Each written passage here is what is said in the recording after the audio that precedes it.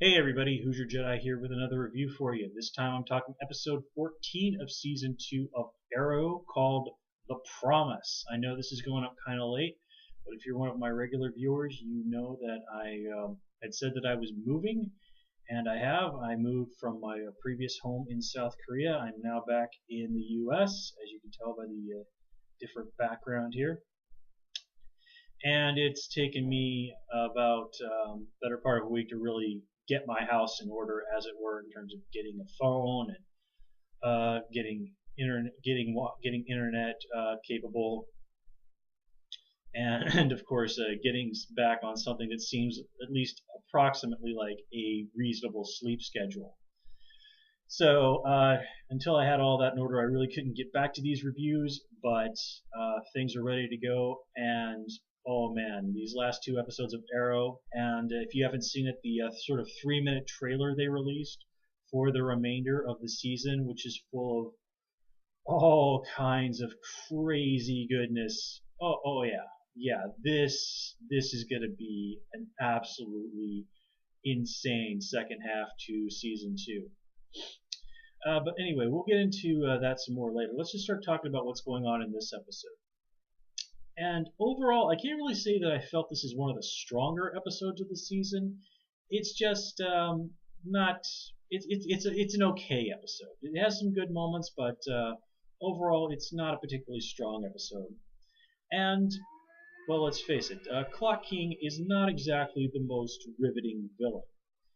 Now here, he's played by some fella who was on Prison Break, which is sorry, a show I never watched, but and I can't remember the actor's name, so do forgive me on that one. But he does do a perfectly reasonable and serviceable job with what, you have to be completely fair, is not the most well-written, well-rounded villain that we've ever seen on this show. And since I already started talking about him, let's just kind of go and talk about Clock King and get him out of the way. So, so Clock King's whole thing is that he's dying of McGregor's syndrome, which the handy folks on the internet reminded us is the name of the disease that Mr. Freeze's wife had in the god-awful Batman and Robin movie. That's the one with George Clooney and the bat nipples and all that other stuff. Alicia Silverstone, back when people still gave a crap about Alicia Silverstone. And yeah, I'm sorry, I've never watched that movie, and there's no reason on God's green earth for me to do so unless I'm looking for a movie to make fun of. And frankly, I can think of quite a few movies that I would rather watch to make fun of than Batman and Robin.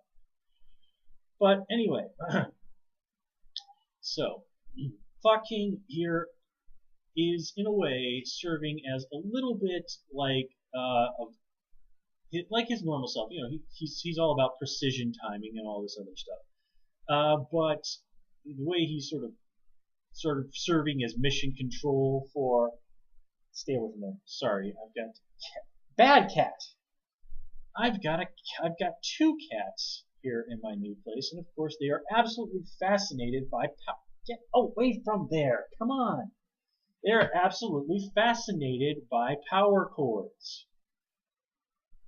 Those of you with cats, you know how that is. Anyway, getting back into things.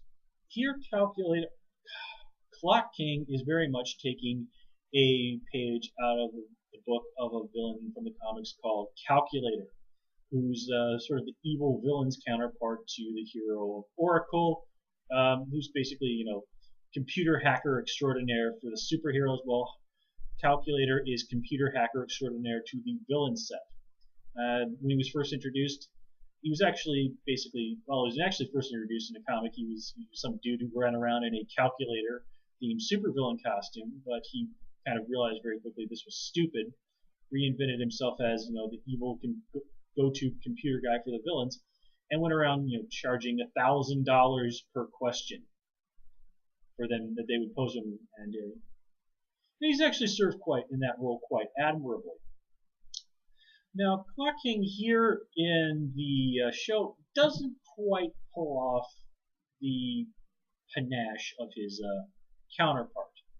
If I remember correctly, there was a really it was a episode of Justice League or Justice League Unlimited where they had Clock King serving in this sort of a role, and he was voiced by darn it, I forget the guy's name, but he was Wesley on Buffy the Vampire Slayer and Angel.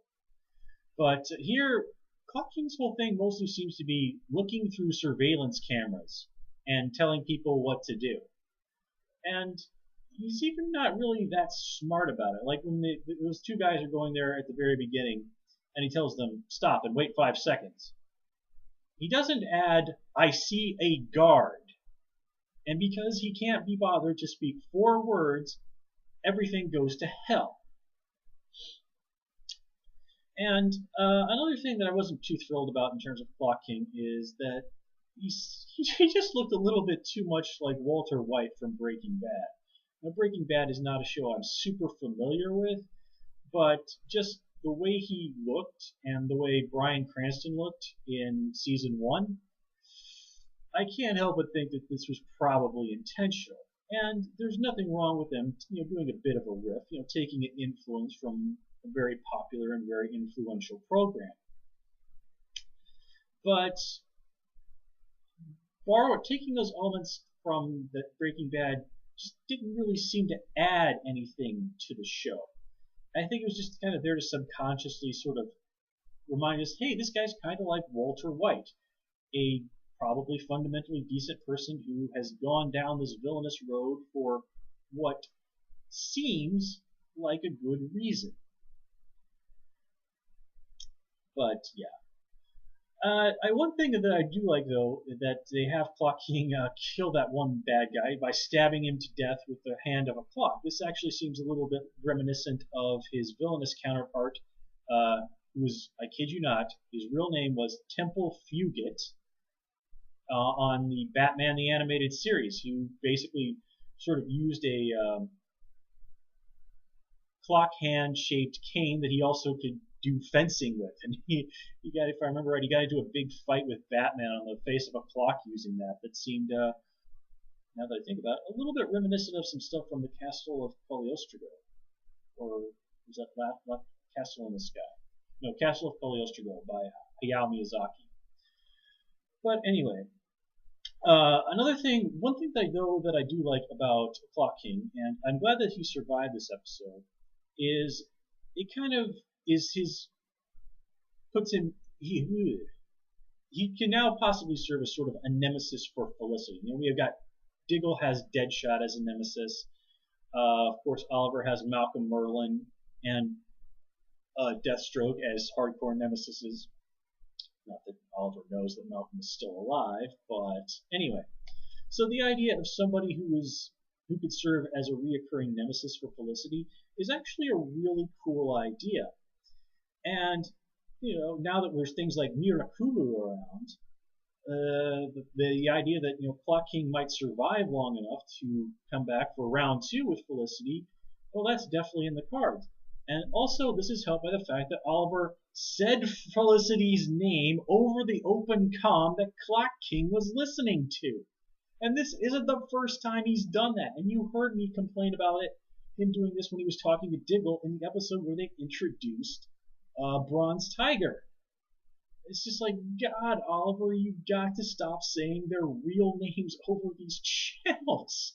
Oh yeah, and he did it again when they were fighting Shrapnel. So it kind of makes me think that they really might have to get code names for Felicity and Diggle pretty soon. Now, Felicity, it makes sense that if they're going to be since they really do seem to be going in the directions of forming the birds of prey, that hers would be Oracle.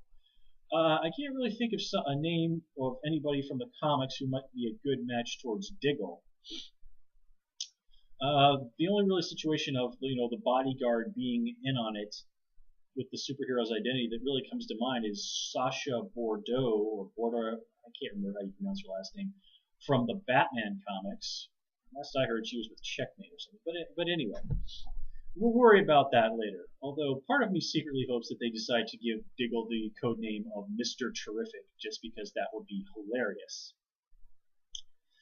But anyway, I think that this episode, like I said, can't talk. Anyway, Another thing this episode is, Felicity's seriously feeling inadequate, like she does not really have a place in the cave. Obviously she's not a person who can really, in some ways, stand on the same footing as Oliver and Diggle and Sara, because she's not a physical person. And this whole thing with Sara being able to analyze blood, which I assume is something Dr. Ivo taught her, because it really wouldn't make sense for her to have learned that from the League of Assassins, is just really making her feel useless. And I really like that Sara sees through this completely, and she's cool with it. She really seems to understand where Felicity is coming from, and doesn't even mind when Felicity steals her jacket, which definitely lends a lot of. It says something very good about Sara's character. It shows that she's not petty about this. She understands that yes, that Felicity has some feelings for Oliver, but that she doesn't want to let this get in the way of what they're doing. And of course, this also brings us to the end of the episode where we get to see Felicity stoned out of her mind on Oxycontin or whatever the heck that was. And I love how Diggle lied to her and said that it was actually just aspirin so that she could kind of handle getting stitched up after being shot and feel all badass. That was a very nice touch for Diggle as a character. This episode is also... Well, let's talk about the Lance family, since they're the other big point in this whole situation. And while Sara might be very understanding in terms of Felicity, she was monumentally stupid in inviting Oliver to that family dinner. In the same way that Quinton was monumentally stupid in the whole thinking of, I shared a moment with my ex. We're getting back together! God, now you can't really blame Quinton for suddenly thinking that, hey, my daughter's back from the dead. Maybe I can resurrect my marriage too. But Quinton's obviously out there chasing a pipe dream. The fact that never even bothered to find out whether or not his ex-wife was involved with anybody. I mean, but really, who can really blame the poor guy for getting caught up in the euphoria of the moment? His family is more or less coming back together. I mean, yes, his other daughter has some serious problems, but he's got them. Everybody's back together again. Is it really so hard that if you got back something that you'd lost, that you might start thinking you could get back more other things that you thought you'd lost? And of course, this goes to hell spectacularly. I love how Laurel just immediately sniffs out that Sara and Oliver are sleeping together. Again, this is an enormous testament to just how stupid Sara was in that moment of thinking, yeah, let's bring Oliver here. Because, it's certainly not as if there hasn't been bad blood between Quentin and Oliver, and between Oliver and Laurel. I just go on and on about what a horrible idea that was. But as bad as it was one of those things, it's stupid, but it's understandable, because God knows we've all made some really, really bad decisions involving our families that have probably blown up in our faces. I'm sure everybody's got a Christmas or a Thanksgiving or two that they would like to forget about, or just plain old fashioned family dinner. But of course, this leads to Oliver giving Laurel a pretty spectacular what's what, and just kind of washing his hands of her. And this really is Laurel's rock bottom moment. Oliver, for everything that's gone wrong between them, has made it very clear from the beginning of the show that he would always be there for her. And now even Oliver has said, I can't deal with you anymore. And this, of course, is the kick in the pants that Laurel needs to finally go out and start attending the AA meetings, get herself back on track, and to finally start mending fences with Sara. Now, the idea that Sara is the bartender at Verdant, okay. I mean, that's fine in terms of storytelling. It was just so blatantly telegraphed in that scene with Thea where she's complaining about losing a bartender.